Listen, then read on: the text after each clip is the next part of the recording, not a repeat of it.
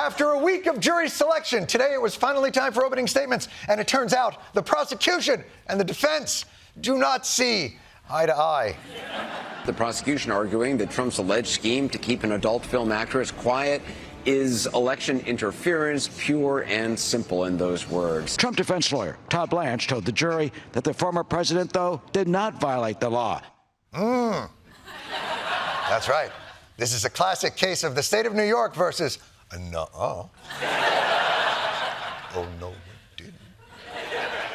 I think it's pretty clear he did it. Anyway, this trial will obviously be a test of the fairness of the American legal system, but it's also a test of the media's ability to cover Donald Trump in a responsible way, a task they have acknowledged they've performed poorly in the past. I think to the degree that the media had lessons to learn in 2016, they seem to have been learned. It's irresponsible for cable news networks to give Donald Trump hours and hours of free airtime. Way too much speculation and liberal wishful thinking and attempts to connect dots that did not connect. It's the media's responsibility to not get distracted. I think we were much too busy chasing after shiny objects. All of us have learned some very valuable lessons from the last couple of years in delineating what's significant, what's important. So brave.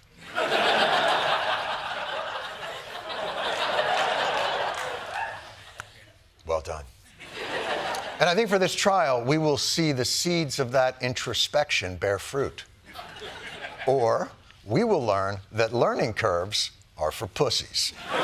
Here we go. It's on. It's happening. History will be made. Shaping up to be the trial of the century. Maybe the trial of the century. The trial of the century. But just might be the trial of the century. The tax man is here, Donald Trump. He will finally be forced to face the music. The legal walls closing in around Donald Trump. The legal walls are starting to close in on Donald Trump.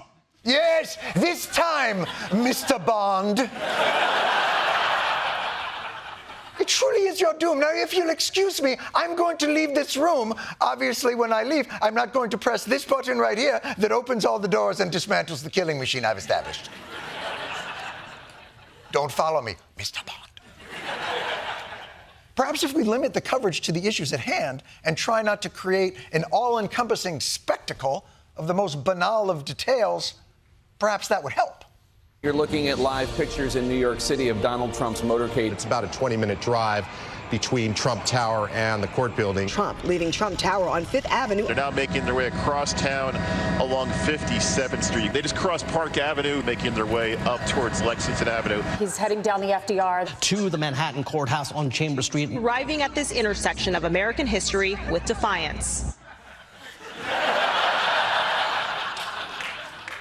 Arriving at the intersection of American history with defiance, the brilliant juxtaposing of the gravitas of the moment with simple traffic terms was... He arrived at the intersection of American history where he put a quarter in the parking meter of destiny. Leaving the car, looking to avoid stepping in the urine puddle of jurisprudence. Seriously, are we going to follow this guy to court every f***ing day? Are you trying to make this OJ? It's not a chase.